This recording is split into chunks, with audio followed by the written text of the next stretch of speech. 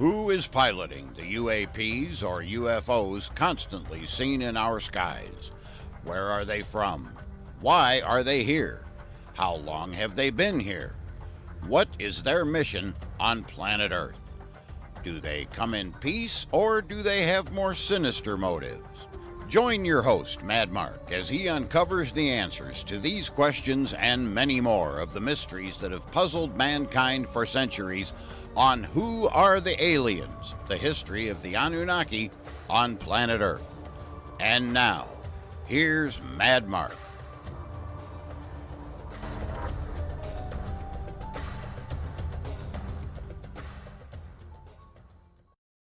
Today's episode: what was the secret reason for the U.S. invasion of Iraq in 2003, and what did they find there? Cool! Hello, everyone, and welcome to episode 11 of Who Are the Aliens? The history of the Anunnaki on planet Earth.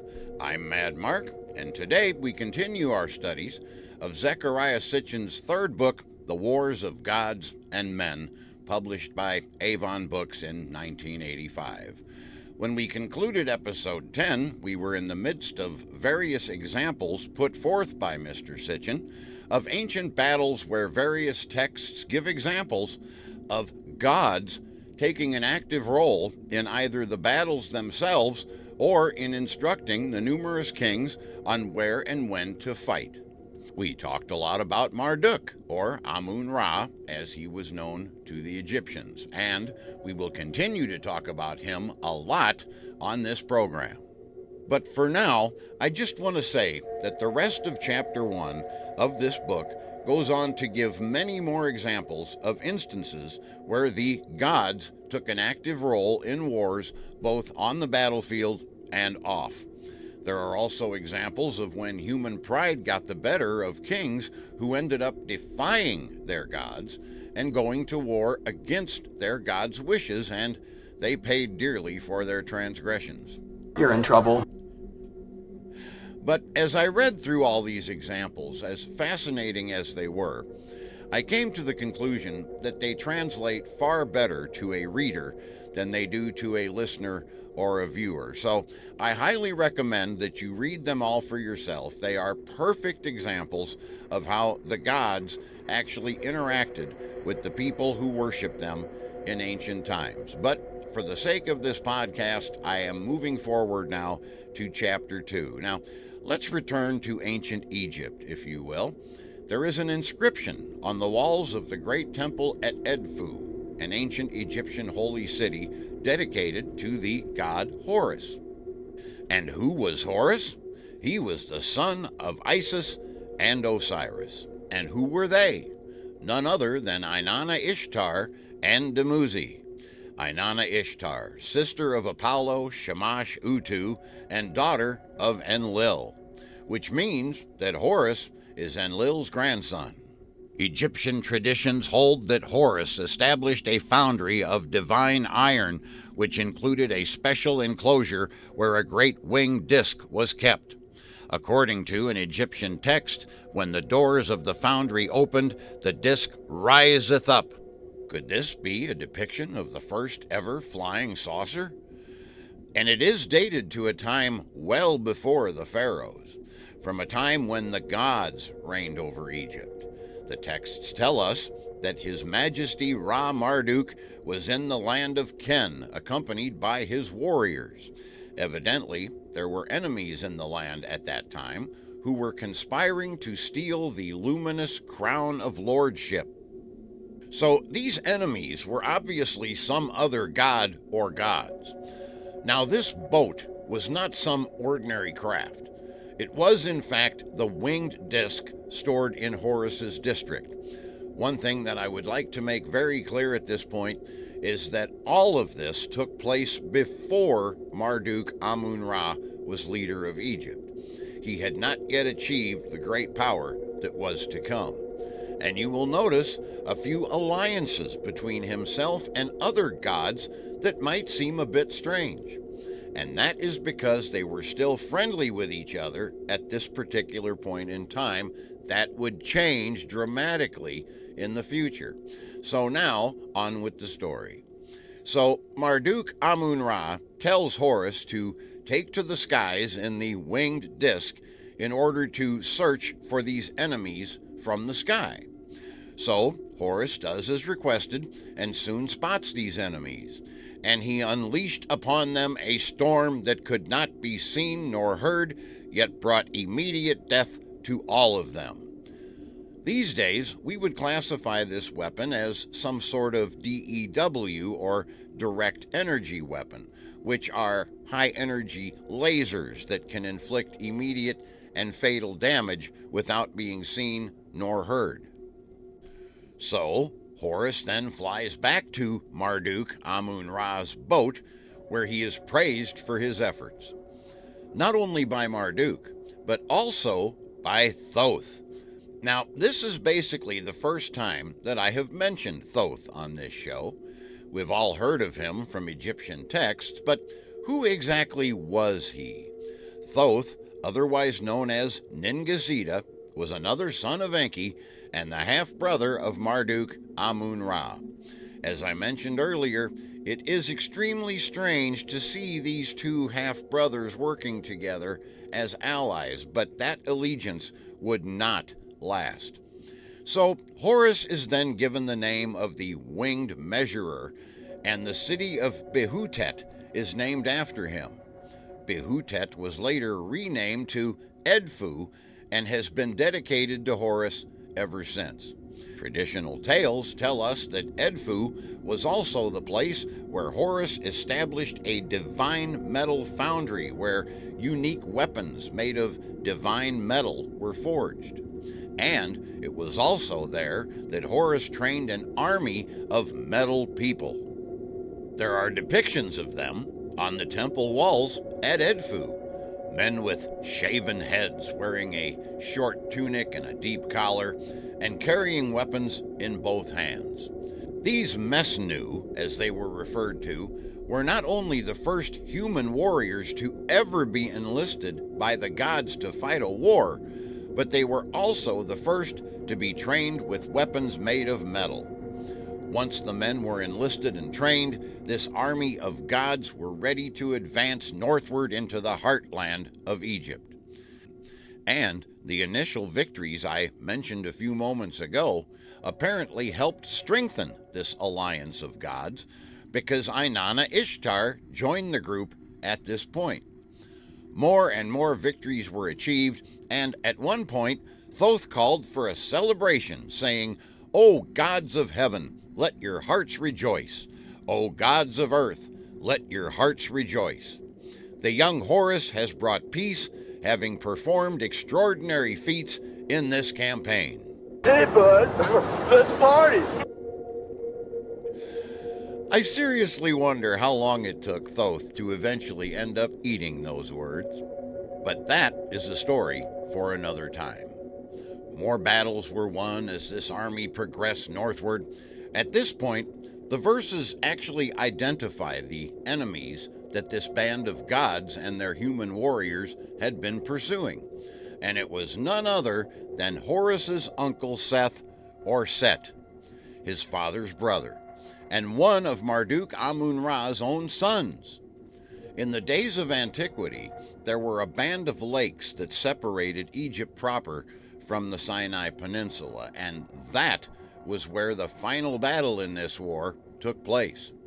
And once again, the band of gods led by Horus was victorious. At this point, Seth became so enraged that he called out Horus for a series of one-on-one battles on the ground and in the air, of which Horus was again victorious. So, there you have it, a perfect example of a war waged by the gods. Were humans involved? Yes, of course. But the gods were the ones waging war against each other, and they were also the ones ruling Egypt at that time. You know, we discussed on a prior episode how after the Great Flood, the Anunnaki had to find another place to set up their headquarters and rebuild. And how this chosen place was indeed Egypt and the Sinai Peninsula. And how Enki under the name of Ptah, raised the land out of the mud and waters left over by the flood by utilizing dikes, dams, and land reclamation, which is why Egypt's nickname is the Raised Land. Enki's symbol has always been the serpent, and likewise Ptah's symbol was the serpent. Enki was the great engineer who basically planned, built, and established all of the early Anunnaki settlements and operations here on Earth in Mesopotamia. And the Egyptian texts tell us that these early Egyptian gods, such as Enki, came to the area from a place called Ta-Ur, or the faraway land, and that the in that name Ta-Ur meant olden. But could that also have been the name of the place they came from? The city of in southern Mesopotamia? And the Straits of the Red Sea, which connect Egypt with Mesopotamia, were known as Ta-Neter, the place of the gods, the passage by which they had come into Egypt. That these early Egyptian gods had indeed come from Mesopotamia is supported by the fact that the names of these gods were of Akkadian origins. For instance, the name given to Enki, Ptah, has no meaning in Egyptian, but means he who fashioned things by carving and opening up in the Semitic languages, and thus Sumerian. 9,000 years after Ptah founded Egypt, Amun-Ra became ruler. Amun-Ra, son of Ptah. Marduk, son of Enki. And as I have discussed on this program on past episodes, it was the same Anunnaki and basically the same stories no matter where you looked in the ancient world. It would be much easier for everyone involved to understand this if the ancient humans had not renamed all of these gods to suit their own country's languages. If Enlil had not muddled the languages of the humans after the incident at the Tower of Babel, this confusion probably never would have happened. You stink! Because it makes it extremely hard to decipher which Anunnaki is being referred to at any given time, depending on which country and language is being referenced. I get confused sometimes, and I've been studying this information for over 40 years. This guy's really good. Especially when you start getting into all of the Anunnaki offspring, their children, their grandchildren, etc., etc. Now, Mr. Sitchin spends the next 50 pages or so comparing the stories written about these various pantheons throughout time, be it the Greeks, the Hittites, the Hurrians, the Hindus, and on and on. It's a fascinating read, but be prepared to be confused because it will boggle your mind. Well, good luck with that. But the bottom line here is, it's all the same beings that are being referenced. No matter what ancient text you study, it's all these same Anunnaki gods. Many historians will try to say, no, this god was from the Sumerian pantheon. He or she has no equivalent in the Greek, Egyptian, or Hindu pantheons. No, that can't be right.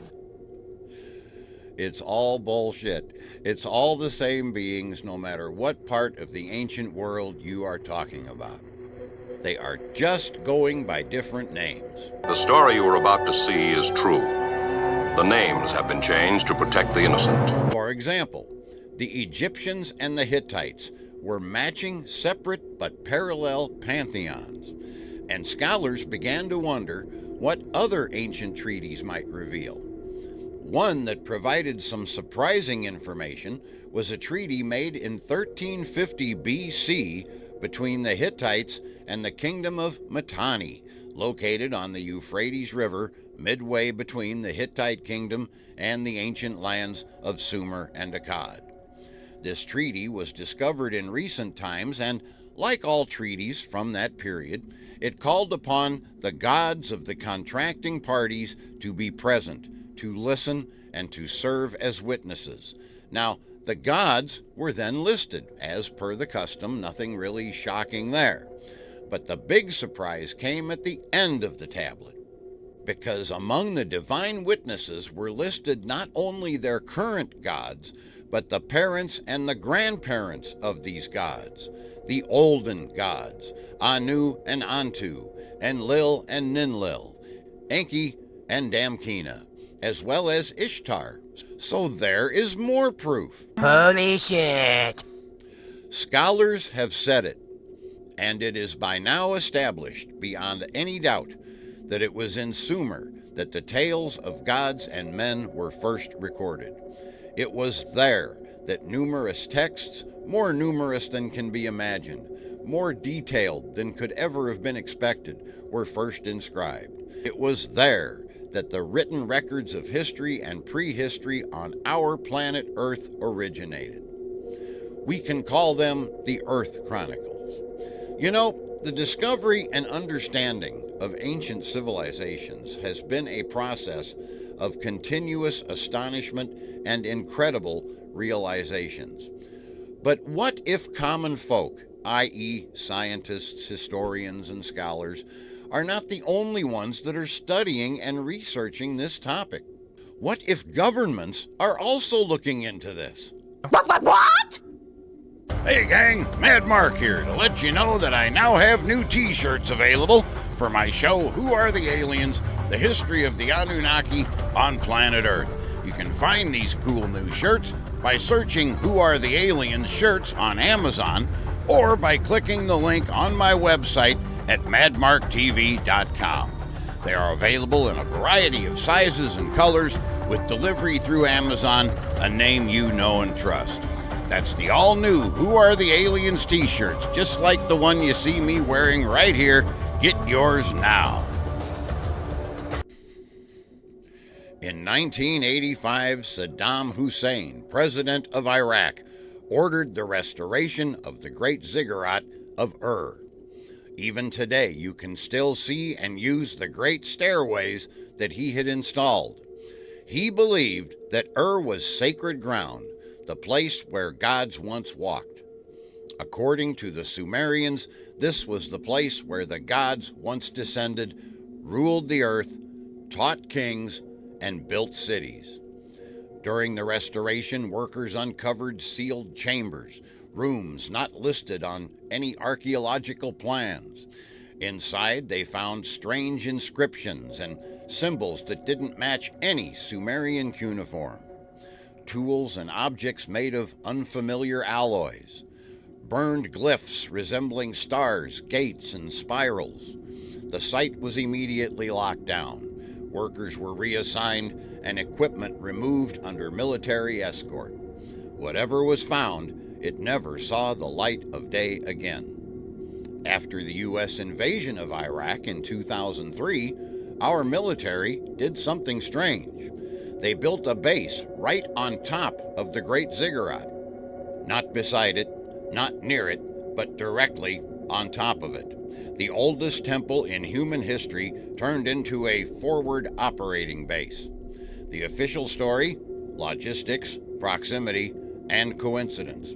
But the soldiers who were stationed there told a different story. They described areas of the site being cordoned off, patrolled, and off limits. Archaeologists were removed, locals were pushed out, and cameras were banned. Sections of the ziggurat were sealed and covered. One soldier said that it felt like they weren't guarding the monument, but instead guarding something inside of it. If Saddam had found something beneath Ur, then the U.S. came to take it, and the excuse of searching for weapons of mass destruction was nothing more than a smokescreen.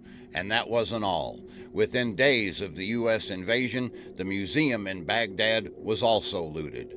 Among the seized or stolen items were tablets, cylinder seals, and relics inscribed with strange symbology, much of which tied directly to the Anunnaki and the gates of the gods.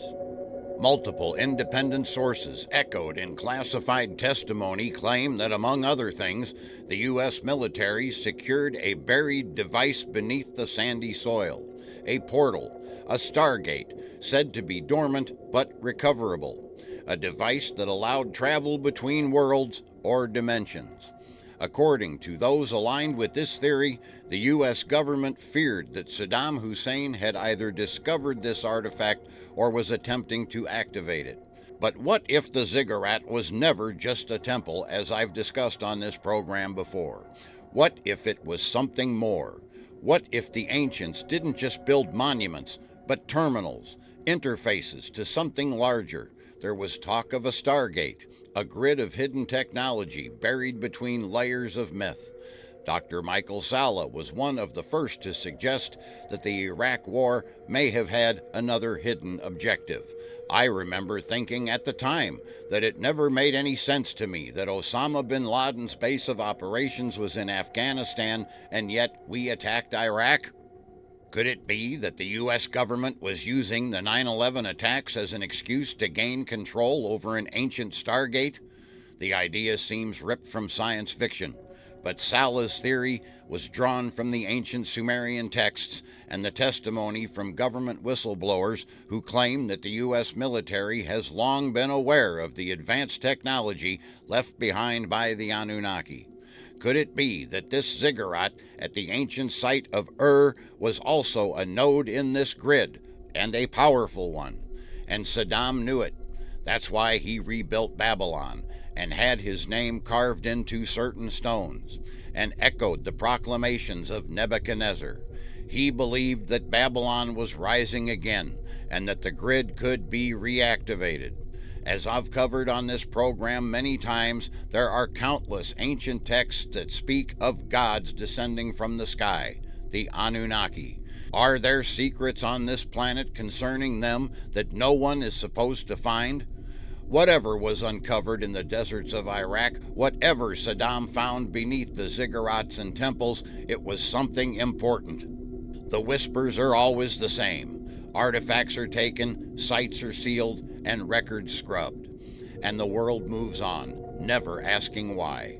They tell us that the Anunnaki are a myth, that the ancient gods are a myth, but I say they were here.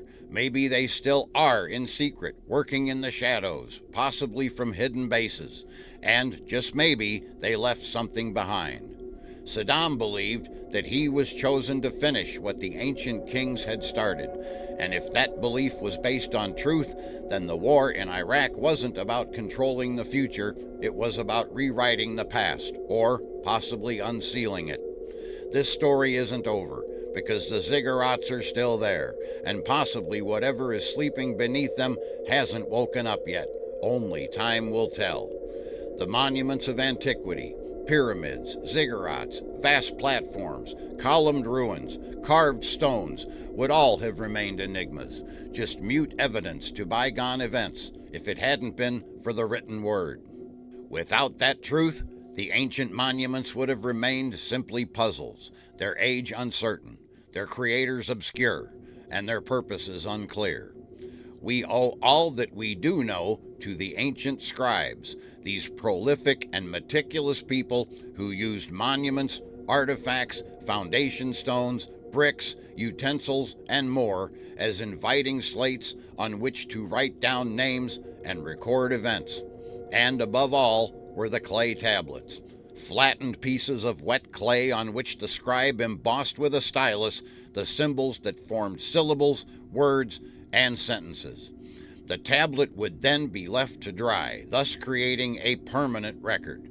Records that have survived millennia of natural erosion and the destructiveness of humans.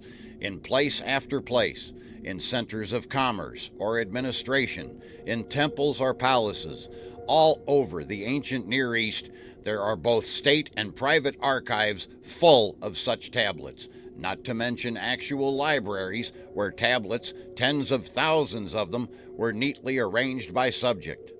Their contents were listed, their scribe named, and sequel numbered.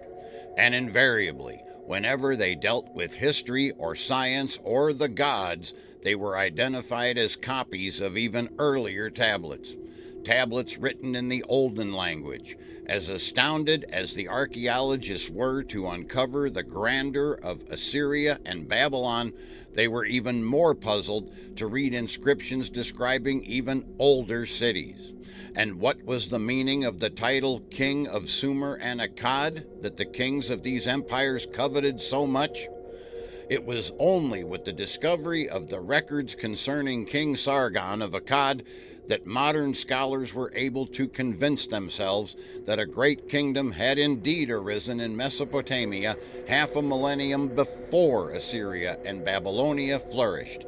It was with great amazement that scholars read in these records that Sargon defeated Uruk and tore down its wall, and that King Sargon of Akkad was victorious over the inhabitants of Ur.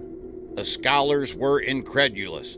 Could there have been urban centers, walled cities, even before Sargon of Akkad, even before 2500 BC?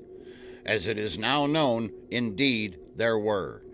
These were the cities and urban centers of Sumer, the land where civilization began nearly 6,000 years ago, where suddenly and inexplicably, as though out of nowhere, there appeared a written language and literature, kings and priests, schools and temples, doctors and astronomers, high-rise buildings, canals, docks and ships, intensive agriculture, advanced metallurgy, a textile industry, trade and commerce, laws and concepts of justice and morality, and tales of history and prehistory.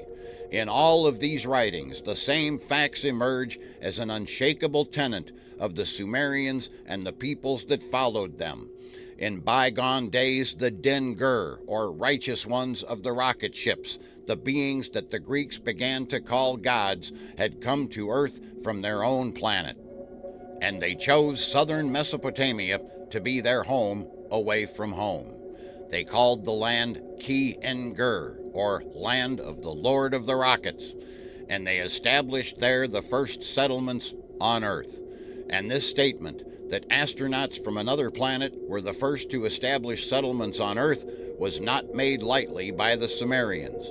In text after text, whenever the starting point was recalled, it was always this: 432,000 years before the deluge, the Din-Gur, the righteous ones of the rocket ships, came down to Earth from their own planet. The leader of the astronauts who came to Earth from Nibiru, as I've stated before, was Ea.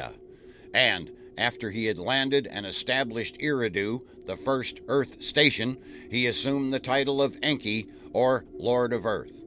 The texts tell us of Enki's extraordinary efforts to build waterworks in the marshlands at the head of the Persian Gulf.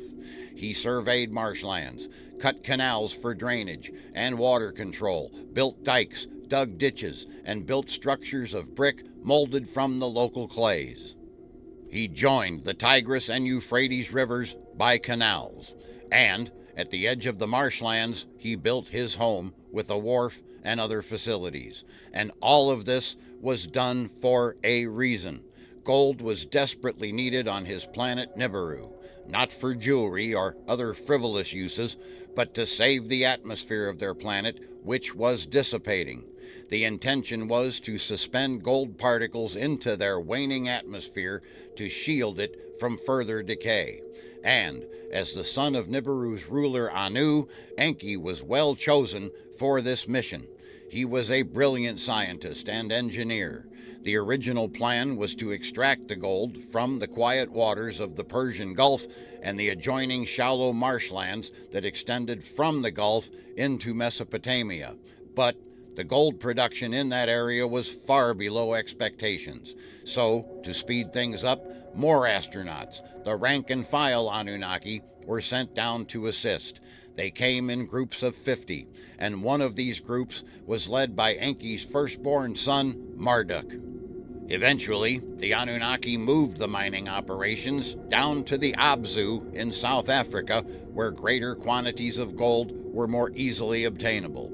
Did you know that in the Semitic languages that evolved from Sumerian, the name for gold was Za'ab, or Abzu in reverse? and it has remained that word for gold to this very day. And that is where I leave you for this episode. You have quite a lot to digest there, and we have so much more to cover and learn. I'm Mad Mark, and I sincerely hope that you have enjoyed this episode. If so, please like, share, and comment. It helps so much. And also, tell your friends and help spread the word about this show. Also, if you have any questions regarding the content discussed on this program, just message me through madmarktv.com or on any of my social media platforms. I also wish to remind everyone that listening to this podcast is no excuse to not read the book that we are discussing here, The Wars of Gods and Men by Zecharia Sitchin. It is an amazing work, and I'm leaving out much information in order to keep the podcast flowing properly. So do yourselves a favor and read that book. Who Are the Aliens? The History of the Anunnaki on Planet Earth is written and produced by me, Mad Mark. All media used in this episode is done so under the protection of fair use for the purpose of teaching. Today we have taken another step in our ongoing journey to find the truth. I promise you that things will get more and more interesting the further we delve into this topic of who are the aliens, the history of the Anunnaki on planet Earth. Bye for now.